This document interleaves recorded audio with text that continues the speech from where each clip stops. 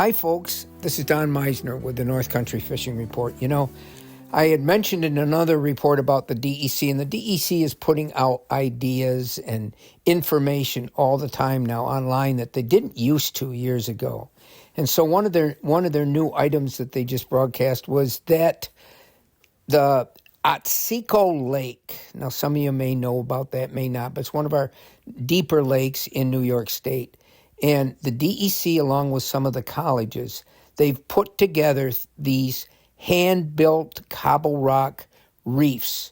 And the reason they're doing it is this lake that I'm mentioning in particular, Otsego Lake, had a population of whitefish.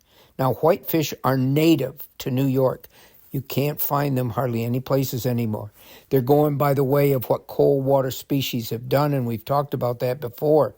But by putting these reefs down, the most important thing to keep these fish from going extinct or going extinct, at least in the lakes that they once were found in, is to have the proper spawning habitat. And a lot of times that gets destroyed by invasive species. So these reefs with these cobble rocks give them a place where they can spawn, and that is so critical. And it also affects lake trout. And so these lakes where these two species are sort of disappearing, this is a method that we, as sportsmen, in working with the colleges and the DEC, can really make a difference. Now, one of the things that has been brought up too, and this you might really find interesting, the DEC is asking the public to share pictures they have of a brook trout that was taken in a lake or pond. They want the whole setting there. The nicer the picture, the better.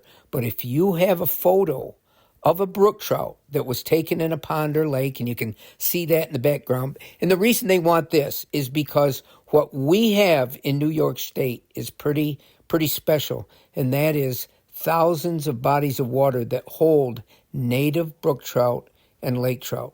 And so they want to make this the feature, the cover picture on their 2025 fishing guide, where all the rules and regulations and seasons and so forth are listed. So wouldn't it be neat if you had a picture like this and you could see it on the New York State Fishing Guide? It'd be pretty nice. So here's what you do. If you have something like that and you'd like them to consider it, you send it to, and I'm going to give you the letters now because this is important.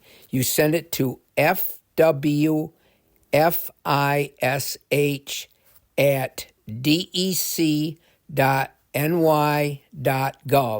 Now, what I'm really saying is freshwater fish. So it's fwfish@dec.ny.gov.